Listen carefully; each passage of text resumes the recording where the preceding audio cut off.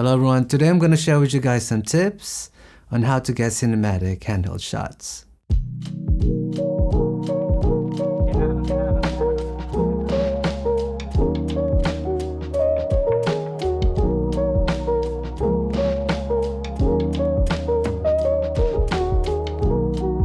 So a friend of mine who's starting to get into mini docs asked me what accessories to buy to get smooth cinematic shots. She asked me if maybe she should invest in a slider or maybe a gimbal. In talking to her more about her upcoming projects, I found out that she's going to be doing a lot of running gun type of work and also that she's going to be shooting solo. So basically she's going to have limited time to set up and also she's not going to have help carrying gear. So I suggested rather than buying any of those accessories, that she just go minimal. Just shoot handheld and try the tips I'm going to share with you guys to emulate a slider or a gimbal type of shot. So first we are going to cover which camera features to use. Then I'll show you guys shooting techniques that will help us get smooth cinematic looking shots. I am going to feature the GH5 here because this is the camera I own. But if you have a relatively new camera, your camera will likely have similar features. And if you own an older camera, don't worry, I'm going to show you guys workarounds so you can get similar results. The first feature we need to turn on is image stabilization or IS. If you're shooting handheld, IS is one of the most important features you can utilize to get smooth cinematic shots. As I mentioned in my other videos before, the GH5's IS is really what led me to shoot handheld more. So if your camera has IS, you definitely want to turn this feature on. However, if you're shooting with an older camera, and if your camera body does not have IS, I would suggest investing in a lens that has one. When I was shooting with a Canon T4i, I paired it with the Sigma 17-50 because this lens has an optical stabilization and it definitely helps smooth out jitters. The second feature we need to take a look at is slow motion.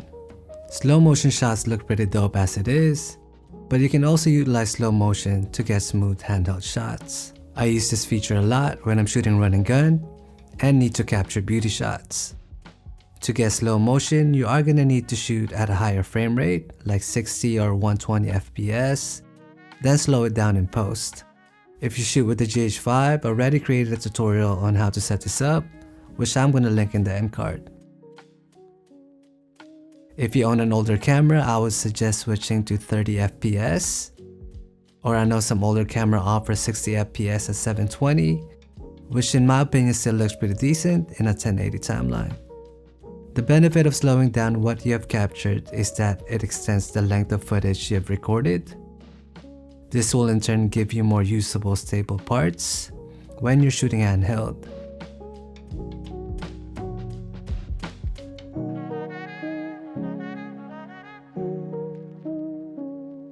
A feature that's also worth noting is using programmable custom buttons.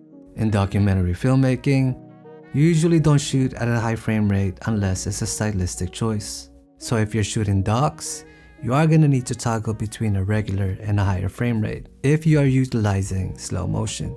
If you own the GH5 or newer cameras, I would suggest programming your custom buttons to make toggling faster.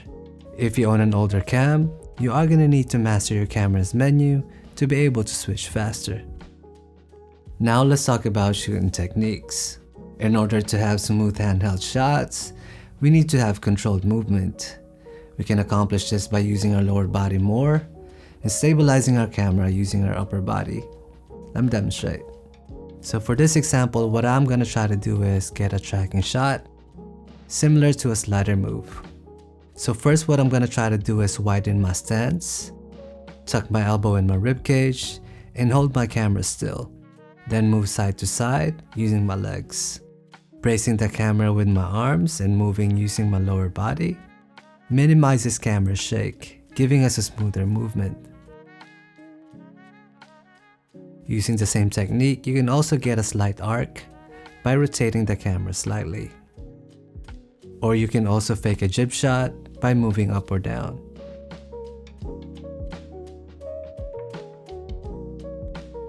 To get a dolly or a push in or out type of shot, what you can do is just change your stance to have one leg in front of you, then move your body forward or backwards.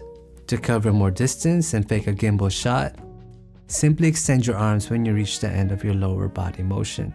This helps emulate a gliding movement, similar to a gimbal.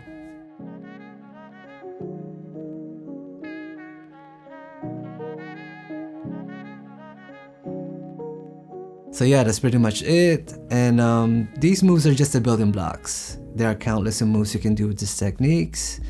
So yeah, just be creative with it. And if this video was helpful to you guys, please do like and subscribe.